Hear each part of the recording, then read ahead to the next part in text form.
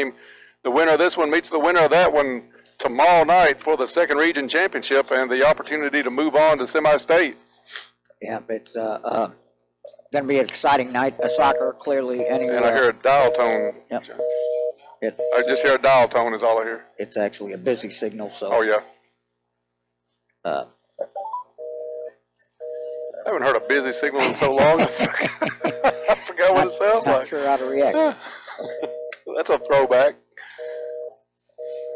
I don't hear anything playing on air, John, because I'm running the live stream on my phone. Caldwell County is going to have first possession of the night.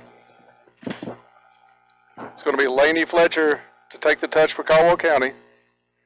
They'll be going left to right on the radio dial to start this game. Officials check with the keepers. They are both ready.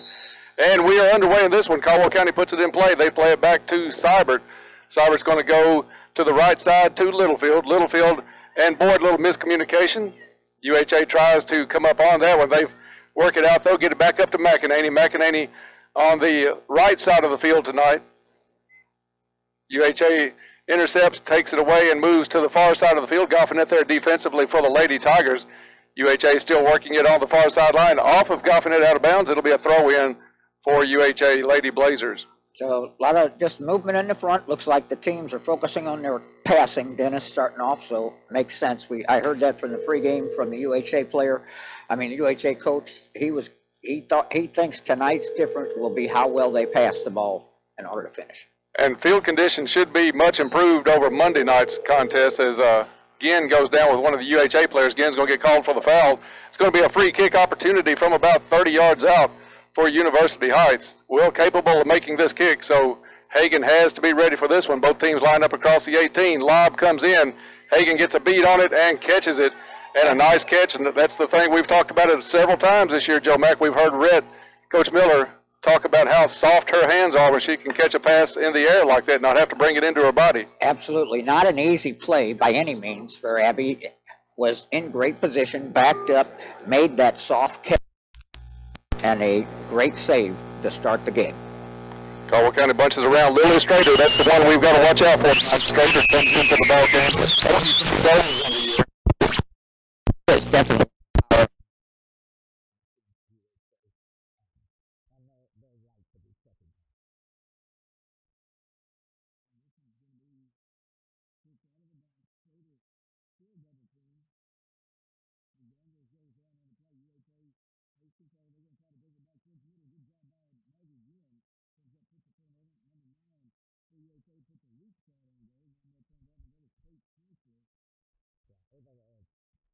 Defender able to get in front of that a little bit and make a difference in that play.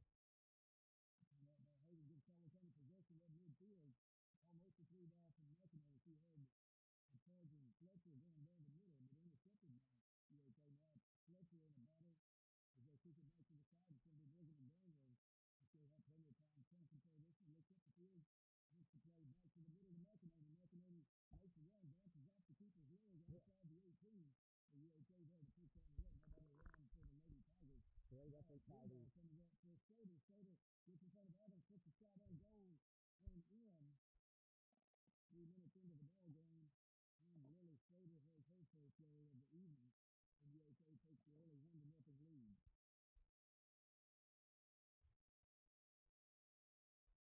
Well, Dennis, it's unfortunate. A great opportunity for Caldwell there.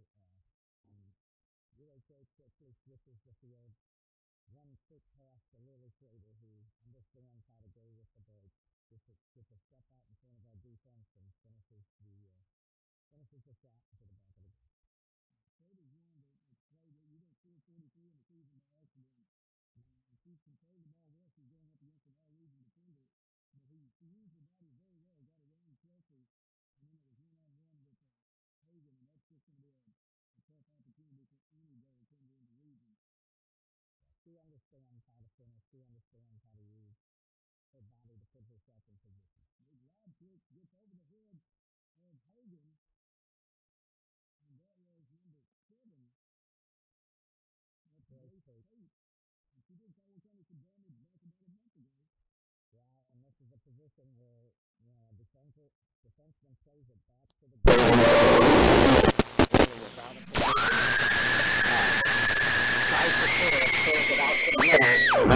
UHA foot. Grace did the right thing. She puts the shot on goal. Abby was backtracking to get to the ball, and ball able to slip through her hands, and it's second goal for UHA. Yeah, just one of those. To respond. You're right. Just one of those goals. She saw Hagen out. She put the big lob on it. Didn't have a lot of leg on it, but a very high kick. Took the bounce and right into the net. 2-0 UHA early. We're not quite 5 minutes into this ball game. Yeah, not the start Caldwell wanted, but you know, this is a lot of time in this game, so you know we know they're more than capable. They need to regroup and take over a little of the play in this game. So Caldwell County has it on the far end now. It's going to be throw in for Caldwell County. Goffinet takes it, gets it back to McDaniels. McDaniels wants to play it towards the middle, caught right into the gut of the keeper for UHA. She's going to put a punt out near midfield. First touch goes to UHA. They'll come back working defensively. It's Boyd. They get it by Boyd. It's number 17 for UHA. Crosses it over to Strader. Strader has it at the top of the 18. Going to be kicked out by Maggie Ginn, and that was a good play by Ginn. Just go ahead and get that out. Yep, that ball came back, and it looked like trouble. Ball able to get through to Schrader. Schrader puts a touch on it, gets past Kelsey, but Maggie doesn't take a chance. She puts it out. And UHA doing a great job passing the ball around. Inside the 18 now, a little indecision by that defensive line for Caldwell County early in this one. Boyd's going to put this one out of bounds back up near midfield. It's going to be a throw for the Lady Blazers. They get it in to number 6. That's Ashlyn Parker. Parker looks down. Miscommunication by UHA. Stolen away by Seibert of Caldwell County. She'll get it up the field to Fletcher. Fletcher takes a bump, and it'll be called, and Caldwell County will have the free kick just inside their own defensive end. Kelsey Adams is going to come up and try to clear this one into the offensive half of the field for Caldwell County. Yeah, let's see if we can't get a little offensive opportunity here, Dennis, off this kick. Good job by Kelsey. Gets headed by Fletcher, but as it rolls inside the 18, picked up cleanly by UHA. They'll punt it out. Low line drive punt. Comes out. It's Boyd defensively right at midfield. Nice UHA bounces off a couple now. It's McEnany, puts the ball outside, wanted Littlefield on it. Littlefield had come in trying to help out defensively. So nobody home for Caldwell County. Throw in comes to UHA. Nice play by McEnany. Step in front, back to Littlefield. Ball drops off to Seibert and put back.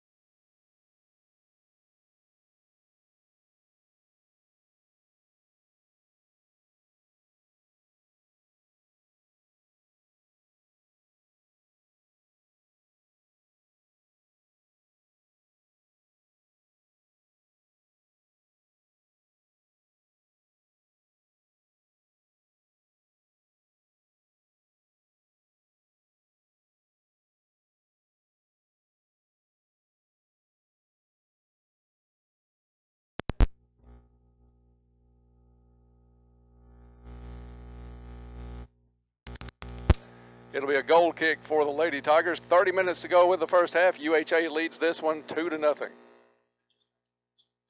Hannah Young with a nice goal kick, gets out near midfield, headed first by UHA. And Joe Mack, that's one thing we've seen early in this first 10 minutes. Any of the 50-50 balls, it looks like UHA getting first touch on the vast majority. Yeah, Caldwell's going to have to pick up the intensity going after the ball. I think a little false sense of security from their success on the other evening against Lyon County. UHA is clearly outbeating us to the ball, so that's something that needs to change. Yeah, they are definitely the aggressor right now. But anytime you have a kid like Strader, you're going to get a lot of that just by example as she goes after everything she can get to.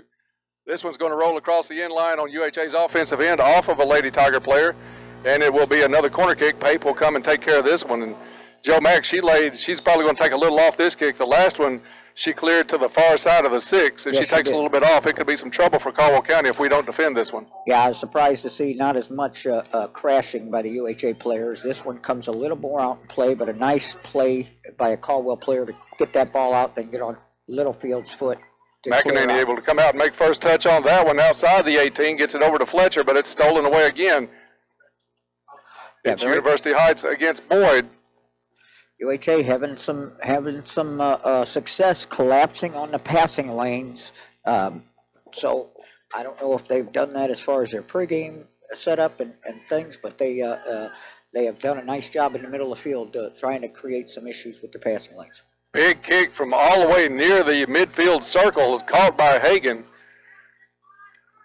Those are just enough to make you sort of nervous on that, Joe, because that kick had some zip to it.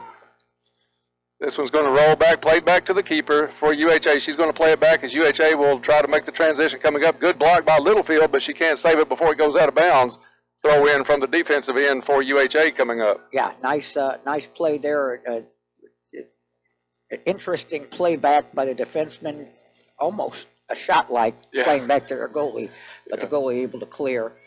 Caldwell able to intercept, but it looks like UHA is kind of taken back over on their side of the field. And you've had some goalie play in your family. You know they don't like the real hard playbacks like that because you get one little bad hop and it looks bad on both of you. Yeah, and you know it is using that 11th player, so I do agree with that. But sometimes it's better to take that ball out than to put your goalie in a predicament. Right. Yeah, kicking a moving ball that's got some speed coming at it, it's a hard thing to do, and it doesn't take anything but messing up just a little bit. Shank one, let one roll up your laces, and it gives the opposing team a scoring opportunity. And that's what happened to Caldwell, actually. Abby came out, ball came back to her. She makes a play and not able to clear it far enough, and a difficult shot, but a shot on goal nonetheless through her hands. So UHA gets it back. Young goes out of bounds. It's going to be UHA ball. They'll call that one dead. And Joe Mack, one thing that might be a little tough on Hagan also, the breeze from the grill is going right into the goal of Caldwell County. Yes, as nice as it smells, it clearly is not helping the visual for Abby, so hopefully that doesn't affect her ability to make saves as we continue on. Throw in UHA. We're down to 26 minutes and some change left here in the first half. University Heights leads this one 2-0. Shot on goal is going to go wide right. It'll be a goal kick for the Lady Tigers. But Joe Mack, you can see early on, UHA is not afraid to take the 20, 25-yard shots. No, and you know, as you said, Dennis, they may have had success with that throughout the season because clearly that's part of their game plan. That's happened more than once here. Kick out. First touch by UHA in the offensive end. Fletcher gets a foot on it. Wanted to get it up to McEnany. Goes back over to Fletcher. Fletcher's one to switch fields. Comes up to Littlefield. Littlefield controls it. Puts it back up off of a UHA player. Now Littlefield's going to try to clean that one up. Does so. Does it good to McEnany. McEnany through the legs of a UHA player wanting Fletcher. But it's kicked out of bounds by UHA. It'll be a throw-in for the Lady Tigers. Yeah, nice through ball by McEnany. Fletcher makes a move. The UHA defender doesn't take a chance. Was looking more toward a one-on-one. She puts it out. One thing you can see defensively for UHA, anytime Caldwell County is trying to make the pass, whoever is receiving that pass seems to have a green jersey right in their back. They're not letting Caldwell receive anything cleanly. Yeah, it looks like they're dropping both their midfielders all the way back, Dennis. So You know, they're making an adjustment. They're gonna force Caldwell's 3 to 4 up front to try to beat their 5 to 6. McEnany comes up on the kick out by Hagan, gets a touch on it, gets it over to Seibert. Seibert plays it to the far corner, wanting Goffinet. Goffinet with a little bit of room, but right into the feet of number 4 for UHA, who quickly clears it out of bounds right in front of the Lady Tiger bench. That'll be a Caldwell throw. Coach Miller giving instructions on there, on that sideline. Throw in comes into McEnany. McEnany plays it back to Seibert. Caldwell County having a little trouble with the spacing.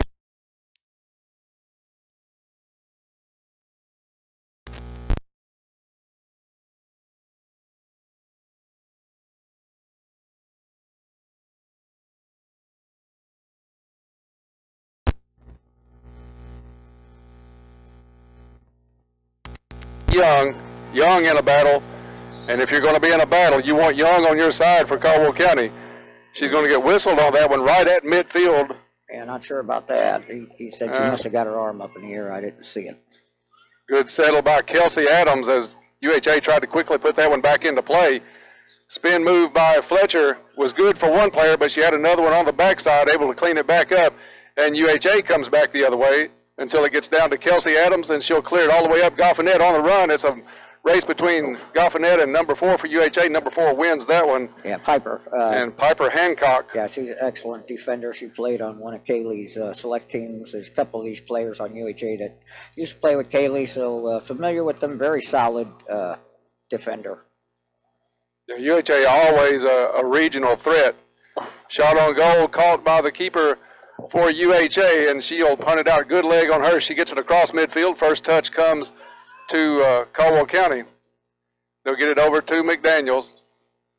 McDaniels put the pass over to Goffinet, but Joe Mack, we saw that you can't make a soft pass with this UHA defense. You're going to have to get it to your receiver fairly quickly, because anything soft, they're charging at everything. Yes, the field much better condition, obviously, Dennis, than the other evening. Pass has got to be crisp tonight because, like you say, UHA is looking for the passing lanes, and they're looking to make a difference. Lob in from UHA comes down just outside the 18. That was Strader on the pass. Comes down. UHA puts the shot on goal. It's going to be well left, and it'll be a goal kick for Caldwell County. That was number 6, Ashlyn Parker. He just called a deflection and corrected the line. Judge center ref changed it to a corner kick. Okay, so it's going to be Pape taking care of the corner again. She laid the last one right at the middle of the top of the 6. So she's got that one measured out. You've got to be ready for Caldwell County. Make sure every number is accounted for. This one lobbed right at the top of the 6 again, headed, and a nice stop by Hagan. Excellent because play. that one came out of a pack. Yes, it did. Excellent play. You know, good up and down on all players' parts, but a great save by Hagan. Caldwell County has settled down defensively a little bit now, and we're down to about 21.5 minutes to go in the first half. 2 quick goals by UHA as Caldwell County in the hole as the Lady Blazers lead this one 2-0. Through ball to Strader. Strader puts a shot up off the crossbar and back out to the top of the 18. Caldwell County tries to clear it. Young with the first clear. Now McDaniels heads the deflection out to Littlefield. UHA puts the lob back up, headed to the top of the 6, angling out this way again. It's going to be number 17 as UHA keeps it alive. It's again finally able to play this one out of bounds and reset the defense. Yeah, and glad Ginn could get it out because that ball was bouncing around and not going to be good shot. Oh, no. And this one tried to be headed out by a Caldwell County defensive player and into the net.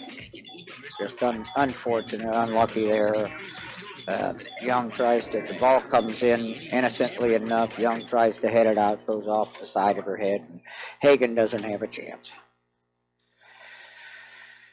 Well, you know, we just got to stay with it, Dennis. You know, the Caldwell team has to keep their head up. They know they can compete with this team, and you know, now's not the time to hang your heads. Now's the time to battle.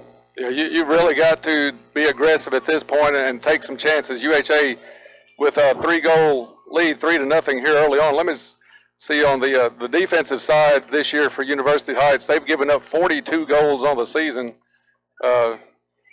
just a little over a couple of goals a game average.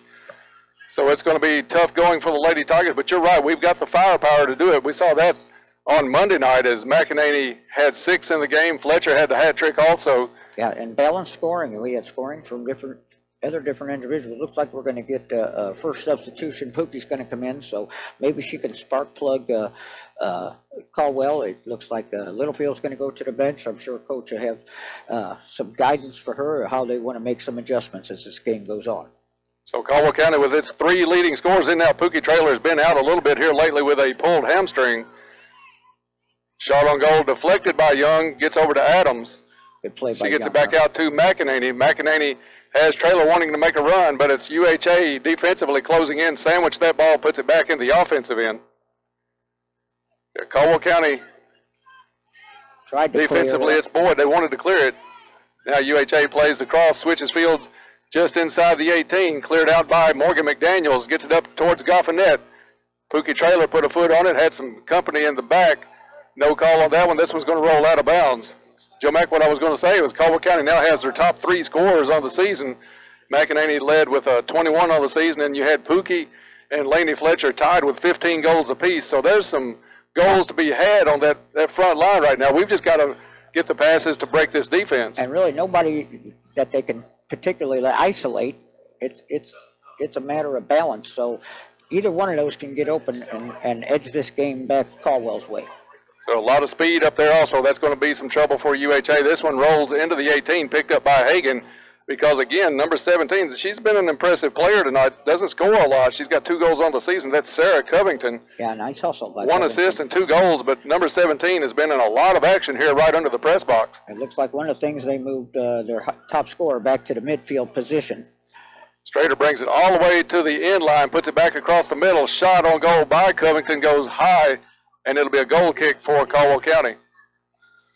Yeah, clearly UHA made a little adjustment, didn't notice, but they moved Schrader back to the midfield position and moved 3 and 17 up into the front. Strader, as talented a player has been in this region in the last 10 years, and she just does it night in and night out.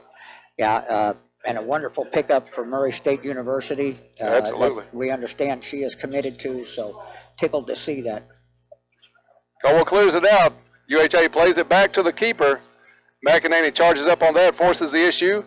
Now it's still loose as it comes to the sideline. Nice play by Pookie Traylor gets it, and shot on goal is going to go over the net. I think the flag came up. They called it offsides. That ball came back to Pookie, and then Pookie was able to, it came to a UHA player. Pookie was able to disrupt that player and get the ball back into McEnany, but McEnany must have been just offsides. So UHA will take the free kick. We are down to about 17 minutes to go in this one. It's University Heights 3, Caldwell County nothing. And they'll play this from the left side of the 18. Big kick comes out to midfield. First touch by Caldwell County is Ginn. It's going to roll out of bounds, and it'll be UHA throw. UHA not afraid to take that ball back to the goalie. Once again, that last time, almost a shot like. Yeah, they've kicked it back to the goalie harder than we have most of the night tonight so far. So shots on goal, if we can count what UHA's done. And if one of them will slip through, we'll take it, just like we inadvertently scored one for them just a little bit ago. Yes. Again, in a battle just at the top of her 18 defensively. Boyd comes up. Boyd against Strader. That's going to be a tough matchup for anybody. Boyd tries to catch up. Strader comes down, puts a shot on, and a nice snag by Abby Hagan right at the near post. I say it's enjoyable seeing how comfortable Abby is collecting those shots, which are not easy. Now she grabs those like the 70s Raiders with the stickum on there. She doesn't let anything go through those gloves. And it is pretty to watch. You just wish there weren't so many shots that she's having to handle. Correct. Looks like just a little unfortunate turnover there for the Tigers. Kelsey doesn't take a chance. She puts it out, lets the defense regroup here. Throw in comes into the far corner. They'll play it back out top of the 18, right in the middle. Little push off by UHA, not called against Fletcher. Fletcher tries to battle, get the ball back. Now it's Seibert. And I don't know about the foul on that one. That was just a lot going on. They quickly placed the ball, put the shot on over the net. So it'll be Lady Tiger goal kick. Caldwell County wanted to discuss the call a little bit. UHA laid it down quickly, but misfired on the shot. So it's going to be Hannah Young to put it in play for the Lady Tigers. She gets it up. McEnany takes a push in the back. That will be called. Thank you. So Joe Mack, almost a totally different physical game than we saw on Monday night, as Caldwell County, Lyon County really were able to mix it up quite a bit. A lot of banging, very physical ball game. This one here is turning just a little bit touchy right now. Yeah, and you don't, you know, you respect the referee. He's setting a precedent there, and there's nothing wrong with that. Yeah, if he makes it right for both teams and makes it early so you know what to expect, it really helps you later on in the contest. You want it to be competitive, but you want the girls to be safe. And UHA takes control at midfield. They're going to try this near sideline. It's Strader. Strader in a run. She's got Adams in front. Hannah Young rotates back around. This one rolls across the top of the 6. UHA with a hard shot on the ground. Nice cover by Hagan. Great save by Abby. The ball gets all the way through. Kansler puts a nice shot on goal, but Abby in perfect position to make that save. The punt out, nobody around for Caldwell County as UHA takes control of it right off the bat. This one's going to come back to Young. Young wanted to put it down the field, goes off the side of her shoe and out of bounds. It'll be a throw in UHA just across midfield. They're trying to work the corner, comes in, and Boyd with a nice defensive play lets that one roll out of bounds, but that was great body position by Asia Boyd. Going to be played back to Boyd. Dangerous play back to Boyd in the corner. She puts it out, but right to the feet of Strader. Last person you want to see UHA with. They'll roll it around. She'll pass it back to the middle. They try to switch fields. Nice play back towards the middle and picked off by Laney Fletcher. She puts the sideline ball over to Goffinet. Goffinet gives chase, keeps it in on the far sideline. Heavy pressure there as she puts it back to McDaniels. McDaniels' kick up the field is picked off, and it's UHA back on the attack just outside the 18. I think that was a pass from Strader to number 9, not necessarily a shot. UHA still with possession. They'll take the shot from there. Goes off of Asia Boyd, still in play just outside the side of the 18. And a good battle by Asia Boyd. Try and find number 9 for UHA. Is not on the, there she goes. No, it's Kate Kansler. So Kansler with several goals on the season. Kansler's had a great season. Joe Mack, 16 goals in 18 games, almost a goal a game average for her. Yeah, Kansler's another very solid player, can play midfield, can play up. Looks like the coach for UHA has her on the wing. So it's going to be McDaniels and Goffinet out of the ball game for Caldwell County. Win, and I think Littlefield came back in offensively for the Lady Tigers. Littlefield on that far sideline, just in front of Traylor. Traylor coming back, trying to make a play. UHA with the pass up right at the midfield mark. Pass goes out of bounds, and it's throw in right at midfield for the Lady Tigers. Quickly kicked out of bounds, stays Lady Tiger ball, but they'll back up in front of the UHA bench. And I think we're smart to keep the substitutions going. I know UHA does not have a deep bench, very solid team, but I'm not sure how well their subs are. That's a handball, and I'm glad it was called. Yeah, I think they only had 3 substitutes as they lined up for the national anthem tonight, so not a deep bench. If Caldwell County can keep this one relatively close. It keeps the pressure on, you don't know. Here's an opportunity here for the ball coming to the offensive end for Caldwell. Kelsey Adams puts the lob up. First touch, though, to UHA as they catch it at the top of the 18. Yeah, I don't think Kelsey got all that she wanted. Yeah, I think she kind of scooped under that one a little bit because she has plenty of leg to score from there just inside midfield. The rebound, though, comes back across the field and over to Strader. It's going to be Young trying to make the angle. Strader with the shot on goal and in. Strader knows the exact angle to take on those, and she's just hard to defend. Young did what she could trying to get back. Yeah, it's, you know, and you credit Strader, who's in the midfield, sees that UHA has control of the ball back at the midfield. She sprints up from that midfield position up to the wing. The player knows to hit her. She gets the ball, keeps it in stride, stays a pace ahead, and then, you know, you don't get 43 goals by not finishing. Right. She knows how to finish. 2 on the night for her. And that was kind of a tough play for Hagan because Young was coming in at a decent angle. Yes. It's just that's how good Strader is with the ball at her feet. She knows how to dribble, and she doesn't really lose any speed on a dead run. Yeah. Caldwell County has a player down on the far end after a collision. Yeah, it looked like Sophie Littlefield in the far corner got sandwiched, and I don't know if there was a call or not, but I don't understand how there could not have been. It looks like they are calling it.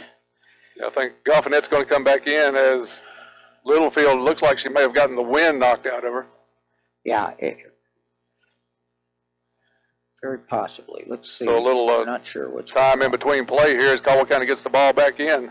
I think they're going to give Caldwell County the foul on UHA, so it's going to be a free kick from about 22 yards outside of the 18. Goffinette puts a shot on goal. Nice shot. This one up and caught by the keeper. Nice play by the keeper there, and Laney Fletcher right there to contest that ball and try to deflect it in, but the keeper with a nice play.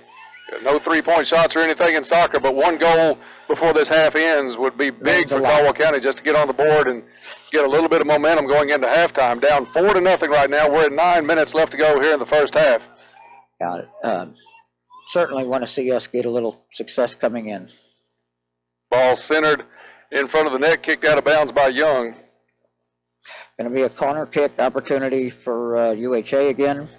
Looks like Grace Pape is coming in to take that corner kick. Let's see if the Tigers can clear it out here. And Joe Mack, I'll tell you, the Covington kid, Sarah Covington's really been impressive so far tonight. She's not going to get her name in the books a lot, but she's started a lot of the offense here for UHA. Yeah, very solid player on this left wing, Dennis. Kick comes up, first touch is going to be by Goffinette, stolen away by UHA. Now they're going to put a lob shot in well over the net. It'll be a goal kick for Caldwell County. And, you know, I think where they had success more on those lob shots in the past, I don't know that they would have as much success. Their goals, mainly 2, were on the ground, if you notice, perfectly placed. The one was where Abby was out of, the other goal was where Abby was out of position and the ball got through. So Abby much more solid with those higher lob shots. This one's going to go out of bounds. It'll be a throw in. I think they called it all way. I don't see the flag holding up either way, but we're staying on this end, so it's going to be UHA throw. Comes in headed by Goffinette. UHA, though, with the possession, gets it down to the defensive line, but Adams able to clear it to midfield. Yeah, it just seems like our clearing attempts and our passing attempts are just a little bit off. This one does get up to McEnany. McEnany has Fletcher on the sideline with a nice run. Fletcher gets possession, wants to make the turn, slips, comes down and kicked out of bounds by the Lady Blazers. Caldwell County will have the throw, but they had a little offensive position setting up right there. Just a wet field, I think, cost us on that one as just Fletcher went down. For Fletcher, the ball just got outside of her and she slipped. She had great position to put that pass on.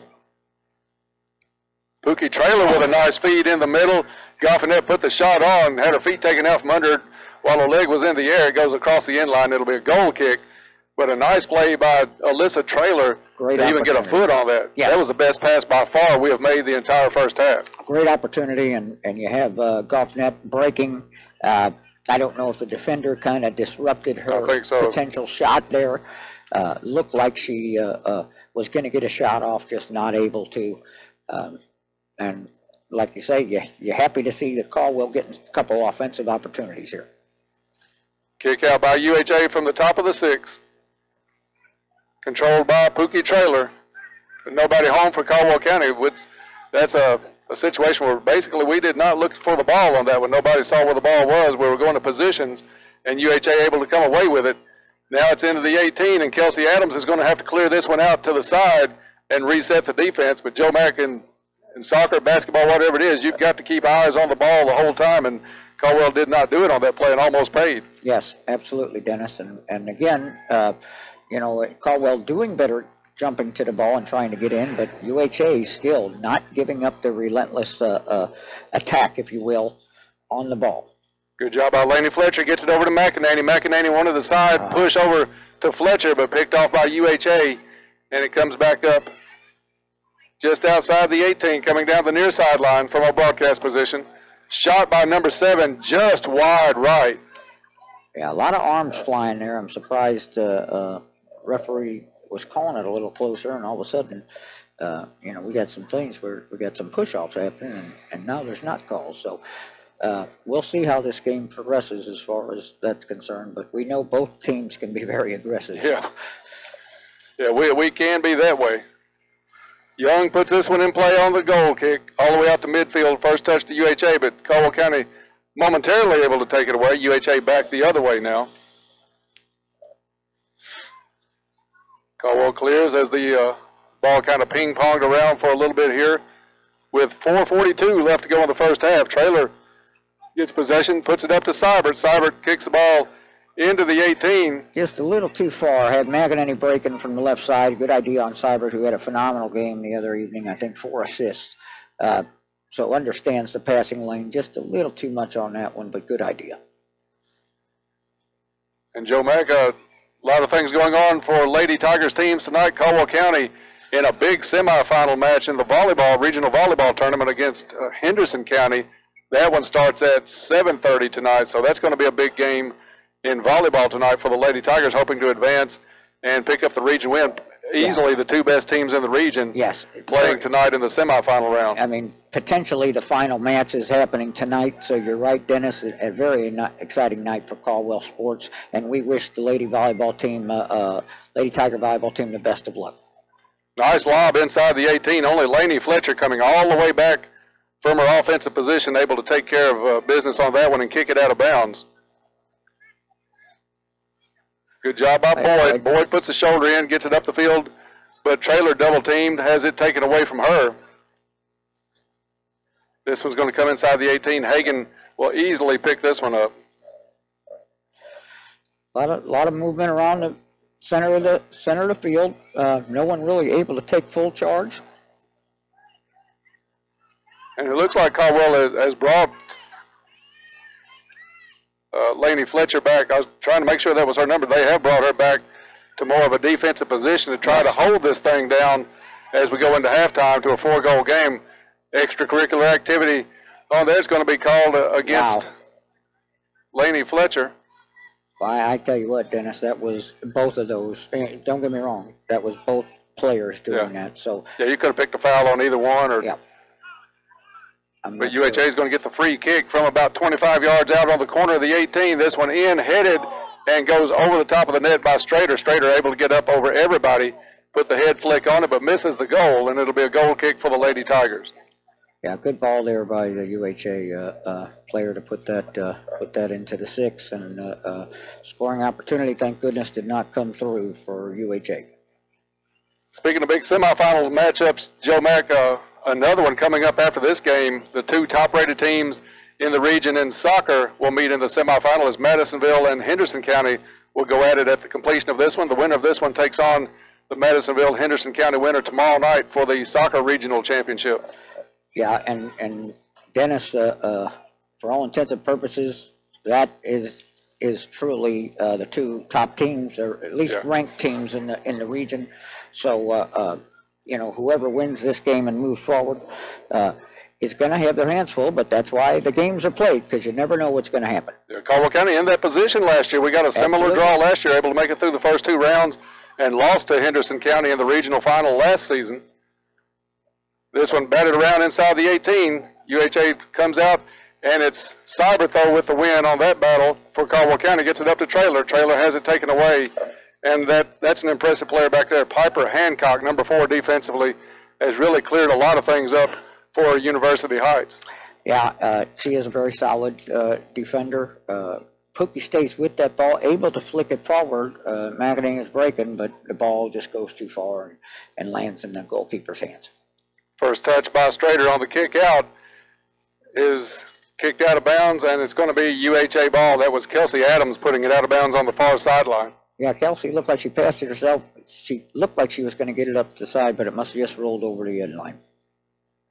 And we're in stoppage time now. No real stoppage time to speak of. I think it was Littlefield went down for just a few seconds, but nothing big, so clock stops.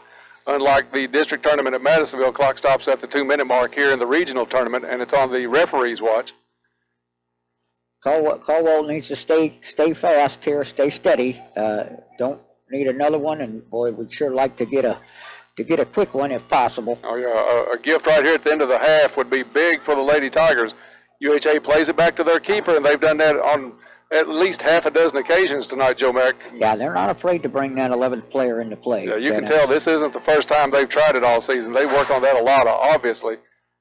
Good job by Kelsey Adams to step in on that one, clears it back to midfield. UHA picks it off there. They'll start the offense again. They'll switch it around to the near sideline. It's going to be Boyd, picks it off. Now give and go between UHA just outside the 18. They center it. Kelsey Adams there for Caldwell County.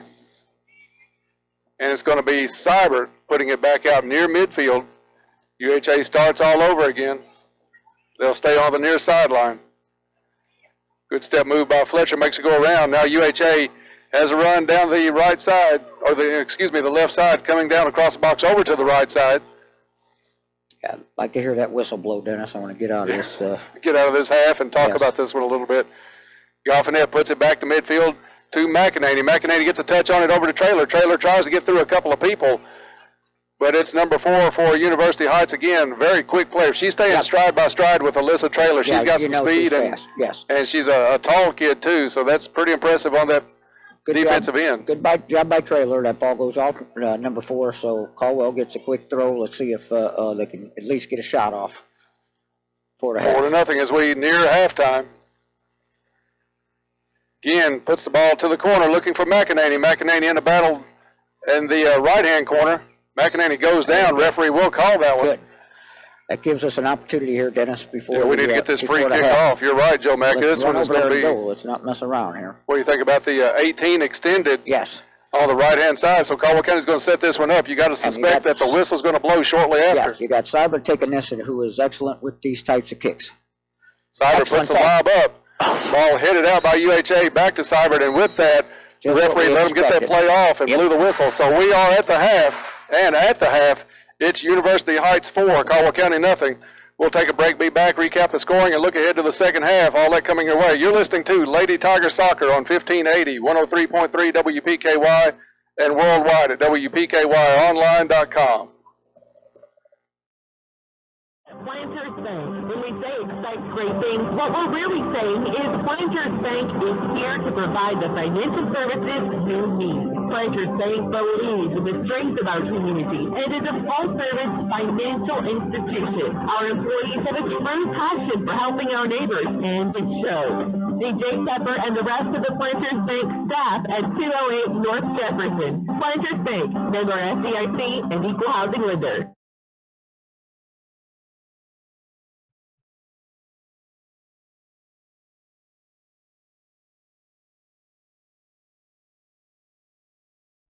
This is Donnie Baker, owner of Audubell Hearing Center, and I am surprised that so many people still haven't heard about our new office location here in Princeton. That's right, the best hearing aid in the world is now available right here in the Princeton Plaza. If you're experiencing hearing loss, call for a free hearing test, 270-554-1900. 270-554-1900. I'm Donnie Baker, helping you hear well at Audubell. At Morgan Funeral Home, we offer safe and secure funeral planning.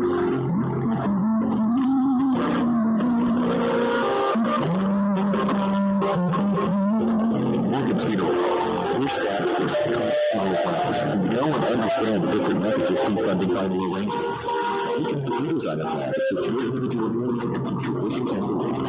Morgan Funeral Home, serving families for over 100 years. And let the entertaining begin. Hi, this is Pam Havelock at Cozy Living Interiors and Boutique. With family gatherings about to begin, we are offering for the month of October, buy a sofa and get the love cedar accent chair half off. Special orders are included. Wow, that's an exciting deal right there. Come to Cozy Living Interiors and Boutique and take advantage of this awesome deal. Cozy Living Interiors and Boutique, 102 Northfield Drive in Princeton, right next to the bowling alley. Cozy Living Interiors and Boutique is everything.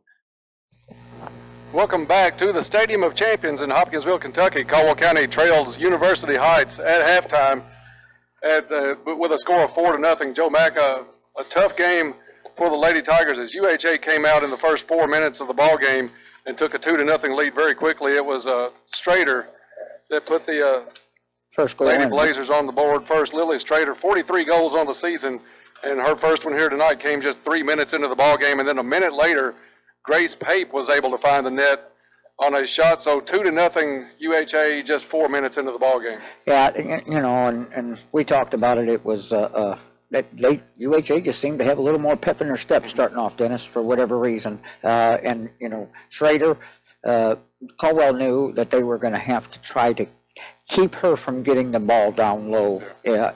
And she was able, someone was able to thread the needle to her. She got to step out in front of the defense. And again, you know, she's that high caliber player for a reason. She knows how to close, and she did. And she's been an all-region player several years, so she knew what to do with it. She puts the UHA Lady Blazers on the board first. Pape with a goal about a minute later, and it was 2-0 for University Heights. We talked about Caldwell needed to come out with a good start. It didn't work for the Lady Tigers, so now they're playing catch-up. And right at the middle part of the first half, 20 minutes to go in the first half, Caldwell County defending a throw-in at their defensive end.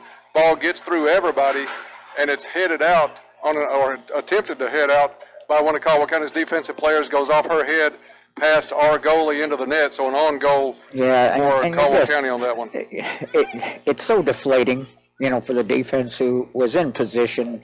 They jump up and try to make a defensive play, knocking the ball out with their head, and unfortunately the ball skips off her head, and lo and behold, it finds its way into the net. Hagan clearly, you know, does not have an opportunity to make that save against something that's a deflection, if you will. Yeah, she's not anticipating that to happen. She's going where the ball looks like it might go, or where the most green jerseys are, and it goes well away from her. You know, so that's some of the luck you'd like to see come your way. You know, you love it when those goals happen, you know, for you. It's heartbreaking, and I'm sure it was heartbreaking for the defense to see that, because it was not a breakdown by any means. It was just unlucky.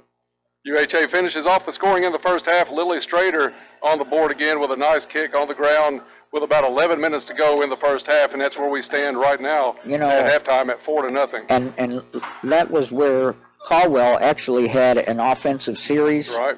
They were really getting some chances down there. Ball happens to come out to a UHA player who makes a pass to the middle, and Schrader, who's such a, you know, just a smart player who's playing in the midfield, just breaks and takes off to the left. Now, that's hard to teach. She understood. The midfielder, whoever had the ball for UHA, blisters a pass, long pass, and here Schrader knows how to position herself, and it becomes another one-on-one almost with the goalie. The defender was doing all they could to cut off the angle, but she threads the needle into the back of the net. So, you know, you tip your hat. You hate to see it. We had some offensive opportunities, not able to get one in. The goalie for UHA made some great saves. She's a quality goalie, but that play you're talking about, we go from having an offensive possession with some possibility of getting a goal in a span of about 4 seconds. You've got Strader in a dead run with the ball at her feet, and a Young giving chase. But it's a tough cover for anybody in the region. That's why she's in the running for Regional Player of the Year and able to put one past Hagan. So there's not a lot you can do there, just some great play and great anticipation by Lily Strader. That's one thing she also does. She sees the field as a senior. She's started varsity for 4 years. She's scored a ton of goals. So she sees the field. Yeah, very solid. It's like her comfort zone. She looks out on the field and she knows where she's at all times. And her teammates understand that clearly too, because she made that break without any type of communication. So, you know, and we've seen that with our girls. You know, that is obviously when she drops back into that midfield, there's, you know, that coach has given her the green light at whatever given point. If you feel it's right, take off. And that's, you know, that's kind of indicative of what happened there. So we're down 4-0, Dennis. What do you think coach is telling the girls? Well, he brought Lainey Fletcher back on defense, so you could tell he's trying to keep this one low. But we've got to find a way to make some of these passes, put 2 or 3 passes together and get a decent shot at a good lane on our offensive end. Because right now UHA is coming up and they're in the back of everybody else set to receive a ball. So you've got to do a lot like what Laney did the other night. Laney, we talked about her in the broadcast herself. Monday Yes. night. She knows where she's going to go with the ball when she receives it. We've got to have Kaylee do that. We've got to have Pookie do that. And then we've got to have people in the right positions for them to make that turn and kick with the confidence that they know they're going to have a teammate in that spot. Yeah, and I agree. And I think we're going to have to be more aggressive challenging the ball quicker. It seems to me that even though Caldwell, the Lady Tigers have responded, they're still just a smidge behind UHA as far as being a little more aggressive going after that first touch. Right. We're getting beat, not often, but we're getting beat too much. We're not winning the 50-50 balls, and clearly for us being down 4-0, I think Coach probably wanted to get out of that half so where he could do some coaching is what he's doing. We don't expect these Lady Tigers to give up. I know they're going to come out of this second half. They're going to be ready to play. And Joe, back there's about a minute left. We want to mention the all-district honors that some of the Lady Tigers garnered last week in case the folks listening do not know about that. We had 5 girls make the all-district soccer team last week. They included Kelsey Adams, Lainey Fletcher, Maggie Ginn, Kaylee McEnany, and Hannah Young. So we congratulate all 5 of those. Absolutely. Of course, the all-region players will be announced tomorrow night during the championship game. So I'm sure Caldwell County is going to put some players on that. Last year, I know it may have been, if I'm not mistaken, may have been only Kelsey Adams. Kelsey as the Adams all-region made player. all-region player as a freshman, which is, clearly outstanding. Kelsey, a very solid defender in the region. She's one of the best. Unfortunately, we're going up against one of the best offensive players in the region, if not the regional player of the year.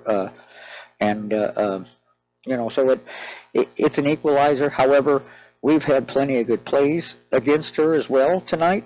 We've shut her down in some areas. So Caldwell doesn't have anything to hang their head about. They need to understand, look, we got 40 minutes. We need to lay, we need to lay it all out. We need to get back in this game and see if we can't get a win out of this. Because it doesn't matter if you lose 4-0, if you lose 8-0, if you lose 10-0, for that matter, it's a loss either way. So Caldwell's going to have to take some chances. Scoring early in this half is going to be huge for Caldwell County. I think that's one of the things Coach Miller said. He's going to really focus on trying to get a goal. He wants some aggression out of those offensive players to start this half and try to claw our way back into this one. As both teams are back out on the field, we're set to kick this one off for the second half. UHA has first possession of the second half, and we'll go on the referee's whistle. 40 minutes to play here at the Stadium of Champions. UHA puts it in play back to the defensive side of the midfield circle.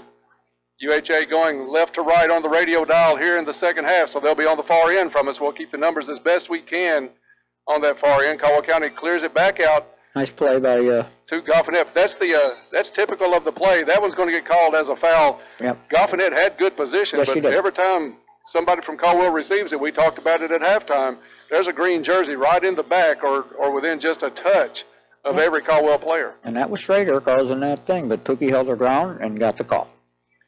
So this one's going to come up on the free kick. Nice job by Caldwell County. Put it down to the offensive end. UHA clears it back up to Schrader. Schrader has it roll up her ankle. She plays it back to a teammate. They'll take it to the center of the field.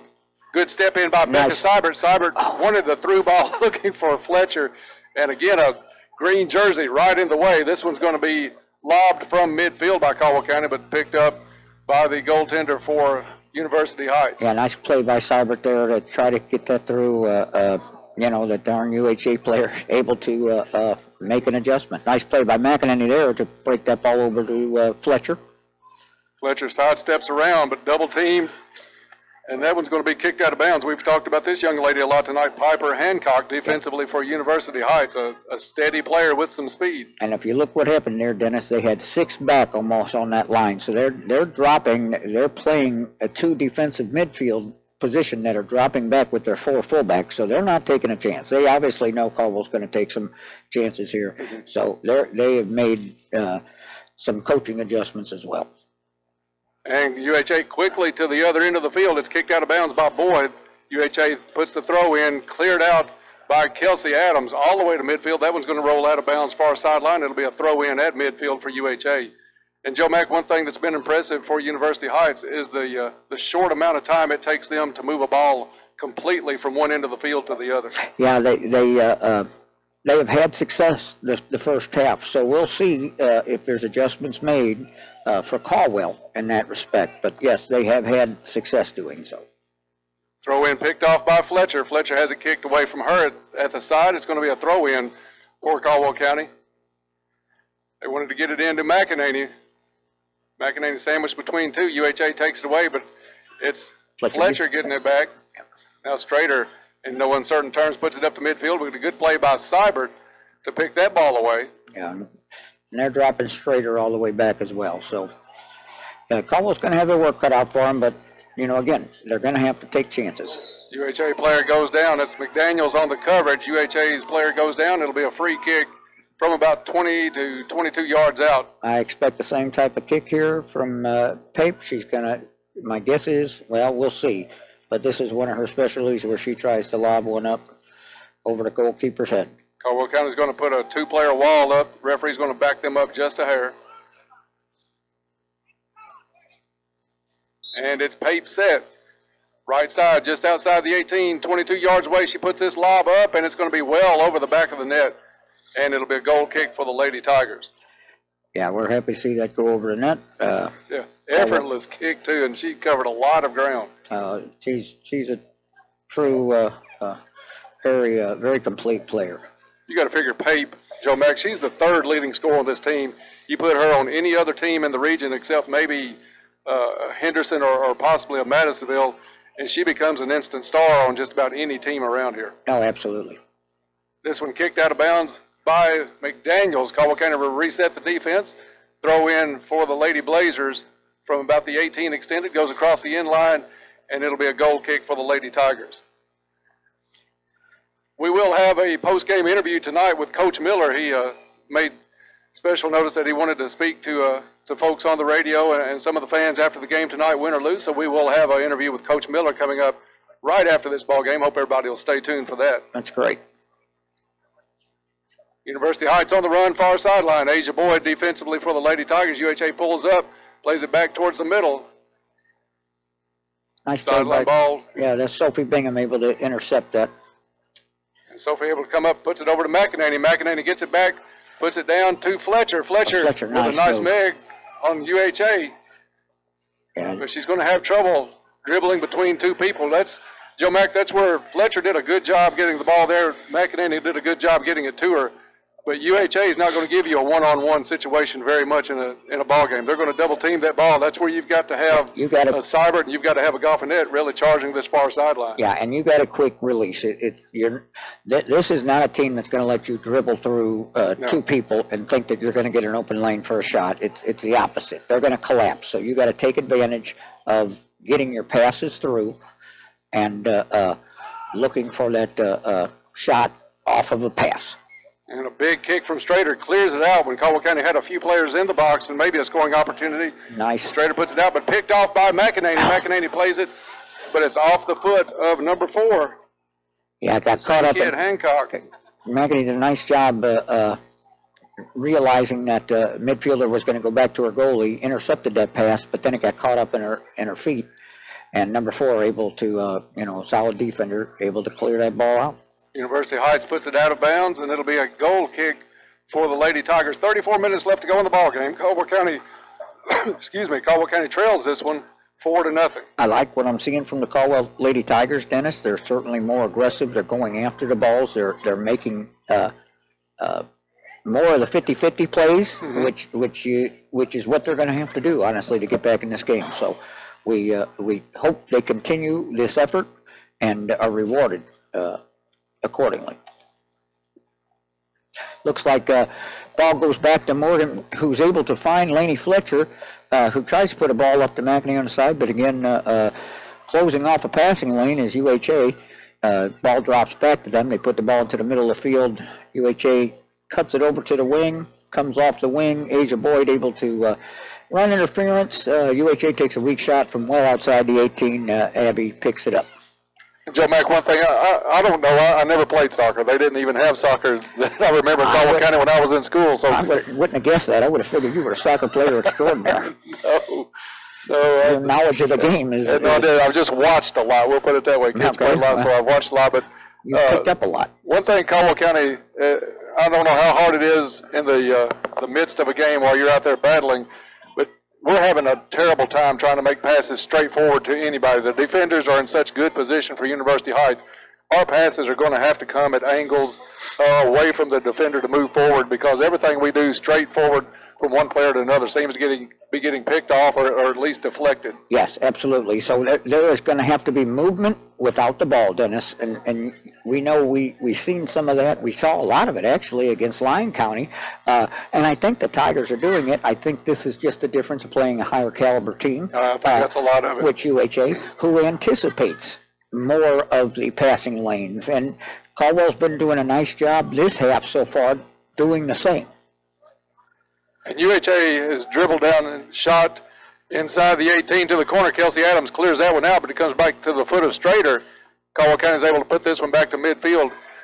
Joe Mack, UHA has historically been a team that has stayed together year-round. I mean, these girls play together as a team, as a high school team. They'll go to tournaments just like some of our kids play on travel teams. I know Kaylee has. My daughter has in the past.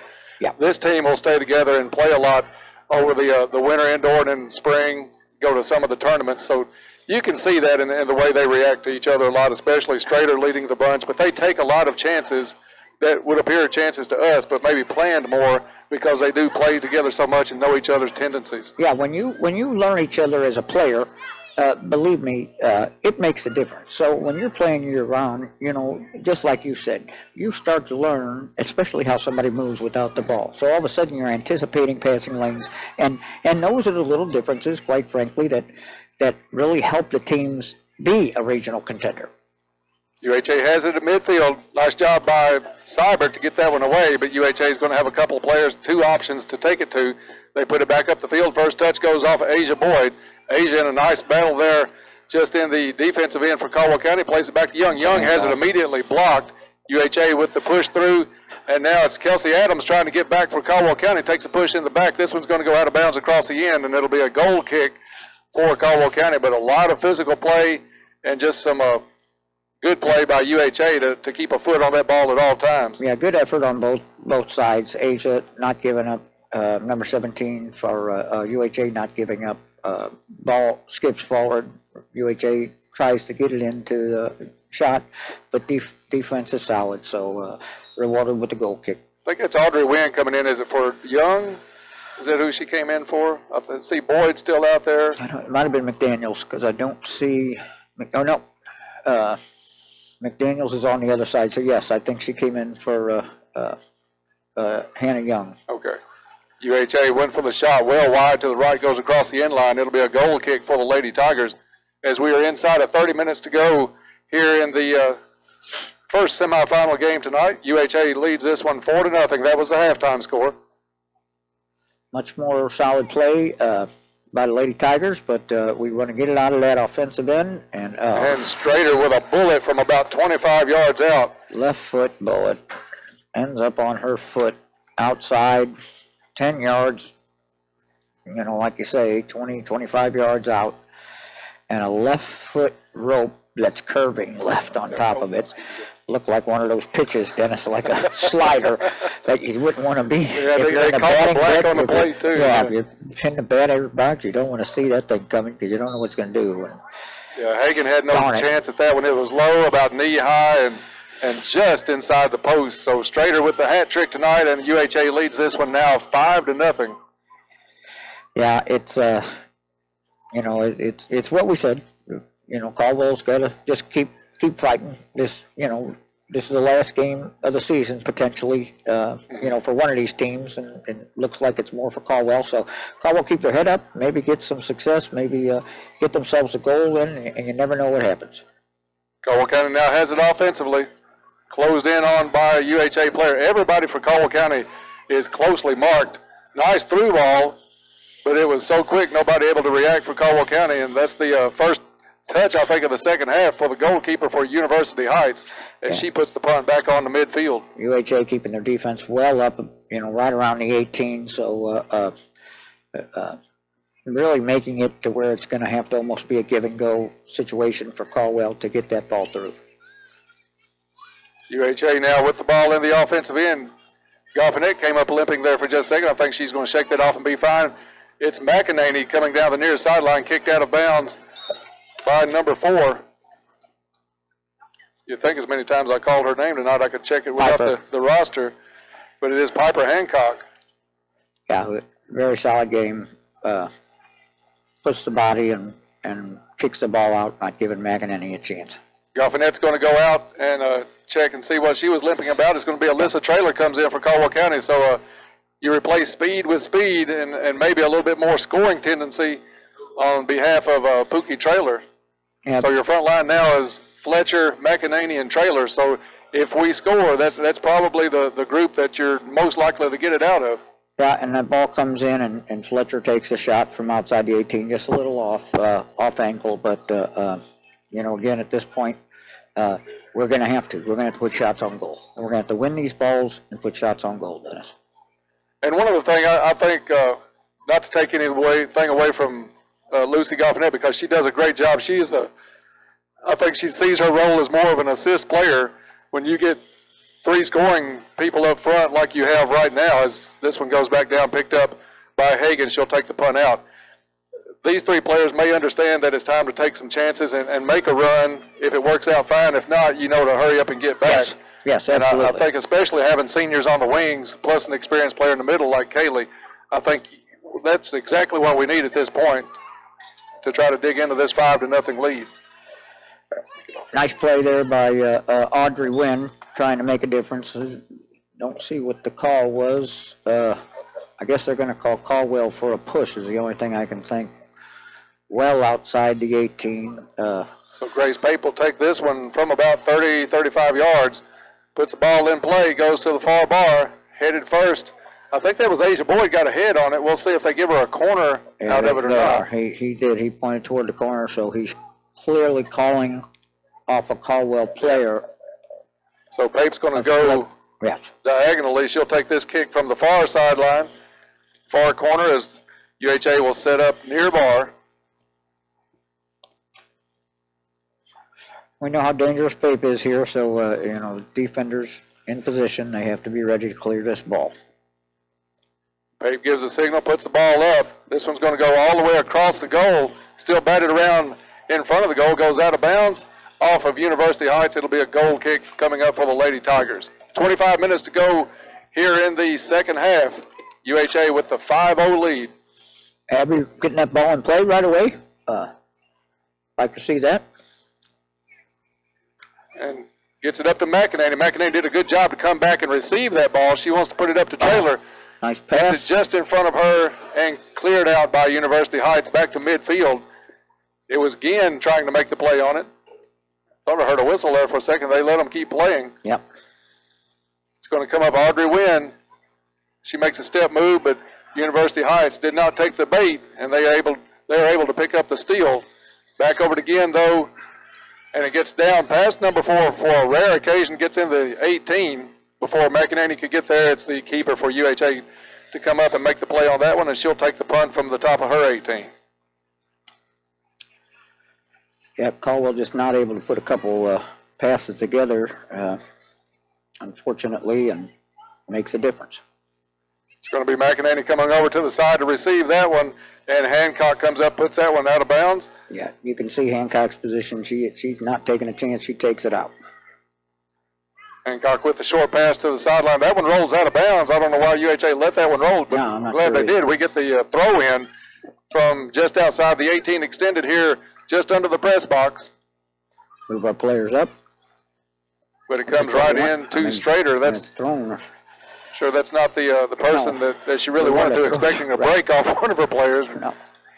Big kick by Strader, puts it at the top of the 18. Asia Boyd there for Caldwell County brings it back down to the midfield. Good play by McEnany. Sandwich quickly gets it away to Traylor. Traylor has the idea to come down between a couple of players. That one knocked out by Strader. Now it's UHA taking it to the far sideline. That one's going to roll out of bounds in front of the Tiger bench. Lady Tiger throw, so.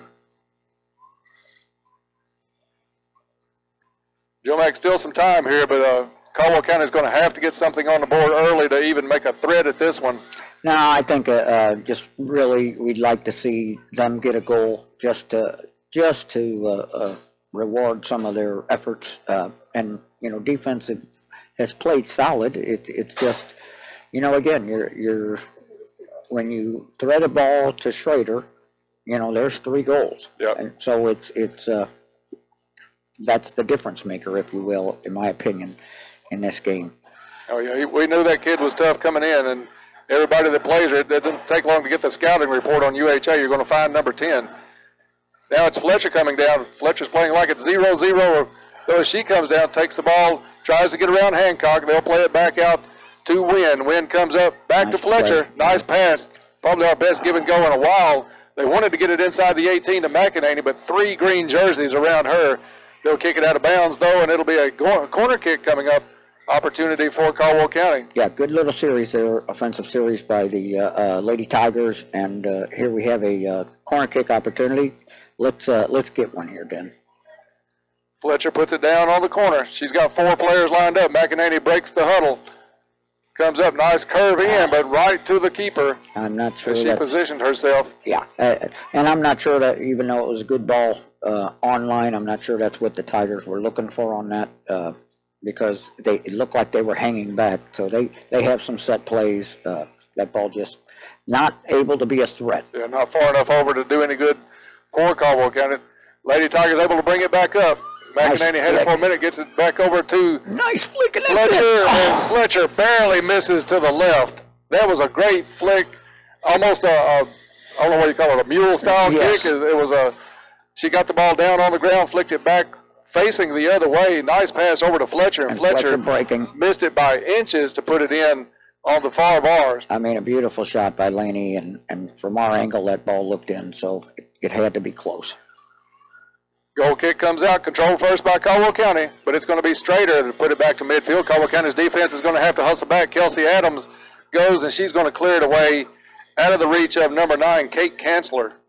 Yeah, no, number 10 clears that ball long, and, they're looking, they have most everybody back, Dennis, so when they clear, they're looking for a sprinter up front, and not a bad game plan. You're up 5-0, you're gonna play the defense, and you never know, you might be able to hit one of your sprinters moving up that can put another one on the board, so Caldwell does a nice job defensively there. Wow.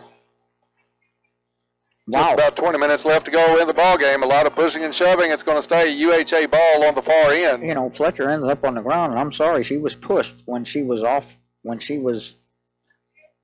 out of balance, and that's called a foul. I'm sure Laney will remember that number, but it happened later on. Maybe a little payback on that one coming up sometime here in the last 20 minutes of this one. Yeah. Ball comes into Laney. Laney puts it up front, but again, passing lane kind of intercepted. Good job by McEnany. Gets position, puts it back to Fletcher. She lobs it back over towards McEnany. McEnany has to battle with Hancock. Good job by her. Gets it over to Traylor. Traylor just had trouble taking it with her. Traylor's still in a battle. A lot of hand checking going on. She gets tripped on the kick. No call on that one, and UHA clears it back to the far end. Yeah, UHA is not taking a chance. As soon as they get the ball anywhere in the defensive area, they're kicking it out of the offensive zone. Or their defensive zone, I should say. It's going to be Strader, puts the ball to the right side for UHA. Audrey Wynn's going to kick that out of bounds. She'll reset the defense with 19 minutes to go in the ball game. UHA leads this one 5-0. Hat trick by Lily Strader tonight. Caldwell clears it to midfield. Seibert with a nice lob, wanting McEnany. McEnany receives it, but it's Hancock comes in. 2 players get tangled up inadvertently. Yeah. McEnany was trying to wait for Pooh to get through and trying to make a flick there, but number 4 for UHA made a nice play. Yeah, number 4, Hancock, is not going to give you time to think about anything. No, and she's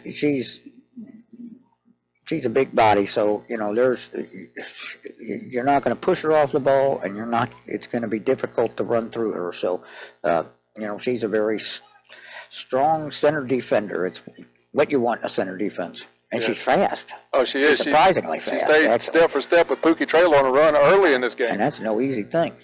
Throw in comes the Traylor. Traylor wanted to wind up and take a kick, gets knocked down, and it's going to be a goal kick. Great effort by Pookie there. A lot of contact. Yes, she tried to turn on that one, Joe. That one could have easily been called. But you know, and you could easily call that, especially they were calling it earlier. So, you know, it looks like just not. Yeah, if it was a closer game, I'm sure you would hear a lot of groans from the fans. Right, okay. But 5-0 game, I think they're just going to pick that one up and let them keep going. You can make a call for obstruction there too, because number 5 grabs Pookie, who's trying to make a ball in the thing. Not that I'm being critical. We appreciate all the refs coming out and calling all of our games. I know any of those who would out there that would want a referee. I know soccer referees are well in need. Yeah, they're at a minimum right now, and you can make some decent money. The referee does call. Now that's interesting. It's a play where really was less contact than what I've seen the last 4 times, and it's called. So, you know, Caldwell's got a ball right out here, in the 30? You're looking about 25 yards out, and it's centered too. And you can see how UHA is going to play this. So referee called for a ball, now he's getting 3 thrown at him. We got one out now. Becca Seibert's going to take this one, and Joe, I'd call this about 30 yards out. Yeah. So, but dead center. Yep. Lob comes up and stopped. Nice touch by Seibert. Yeah, you took about 3 feet higher. That's a goal, but the ball lands right into the arms of the keeper. And a seasoned keeper there who goes all the way a step into the goal, Dennis, and comes out and makes the play in front of the goal line. So, nice play by the goalkeeper there on a great shot by Becca Seibert. And, you know, when they play, they keep their defense up at the 18. You don't have the chance. And there was an assist from Strader. Let's pick up that number. Joe Mack, I think it was number 7. If I'm not mistaken, 7, we'll see. Yeah, could be. 7 is Grace Pape. So Pape with her second goal of the night, coming with about 16 minutes left to go in the second half. Yeah, that ball comes in. She pops one. It looks like it was deflected off someone because it had a screwy spin, but a high spin, and gets through.